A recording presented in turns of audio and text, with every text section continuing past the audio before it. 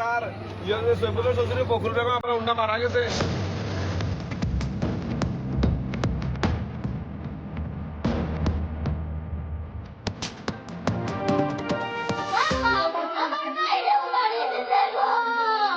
মৌলভীবাজারের কমলগঞ্জ ভয়াবহ হামলা। মুন্সিবাজার এলাকায় ধারালো অস্ত্রের আঘাতে 5 জন আহত, এক নারীর মৃত্যু।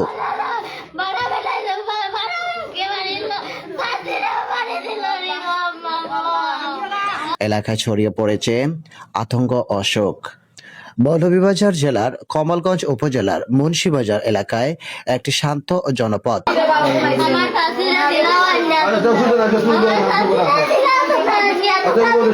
হঠাৎ করেই নেমে এসেছে ভয়াবহতা। স্থানীয় সূত্রে জানা গেছে, হেলিম মিয়া নামের এক ব্যক্তি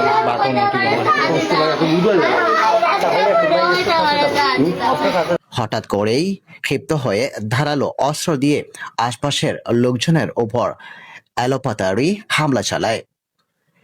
এই আংশিক হামলায় নারীসহ অন্তত 5 জন গুরুতর আহত হন। পরিস্থিতি এতটাই ভয়াবহ ছিল যে ঘটনাস্থলেই চারিদিকে ছড়িয়ে পড়ে আতঙ্ক। প্রত্যক্ষদর্শীরা জানান, কেউ কিছু বুঝে ওঠার আগেই হামলাকারী আক্রমণ শুরু করে। মানুষ দিশেহারা হয়ে ছুটোছুটি করতে থাকে। স্থানীয়রা দ্রুত এগিয়ে এসে আহতদের উদ্ধার করার চেষ্টা করেন। পরে গুরুতর অবস্থায় তাদের স্থানীয় হাসপাতাল এবং আশপাশের চিকিৎসা কেন্দ্রে নেওয়া হয়। কিন্তু সব চেষ্টা ব্যর্থ করে দিয়ে আহতদের মধ্যে এক নারী চিকিৎসাধীন অবস্থায় মারা যান। এই মৃত্যুর খবর ছড়িয়ে পড়তেই পুরো এলাকায় নেমে আসে শোকের ছায়া। অন্যদিকে আহতদের অবস্থাও আশঙ্কাজনক বলে জানিয়েছেন চিকিৎসকরা। ঘটনার পরপরই মুন্সিবাজার এলাকায় উত্তেজনা ছড়িয়ে পড়ে। সাধারণ মানুষ আতঙ্কিত হয়ে পড়ে এবং নিরাপত্তা নিয়ে উদ্বেগ প্রকাশ করেন। খবর পেয়ে আইন শৃঙ্খলা বাহিনীর সদস্যরা দ্রুত ঘটনাস্থলে পৌঁছে পরিস্থিতি নিয়ন্ত্রণে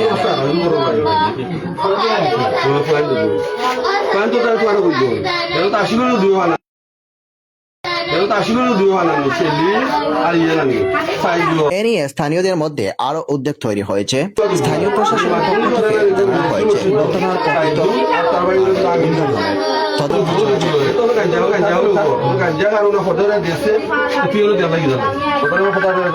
প্রাথমিকভাবে ধারণা করা হচ্ছে ব্যক্তিগত বিরোধ কিংবা মানসিক সমস্যার জের ধরে এই হামলা ঘটনা ঘটতে পারে। তবে তদন্ত শেষ না হওয়া পর্যন্ত নিশ্চিত করে কিছু বলা যাচ্ছে না।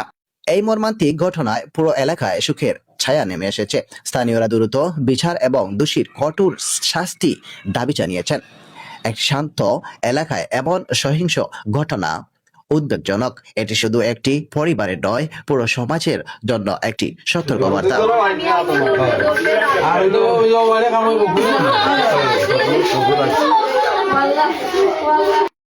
এখন সবার দৃষ্টি প্রশাসনের তদন্তের দিকে। কি কারণে এমন নৃশংস হামলা, আর কিভাবে নিশ্চিত করা যাবে মানুষের নিরাপত্তা?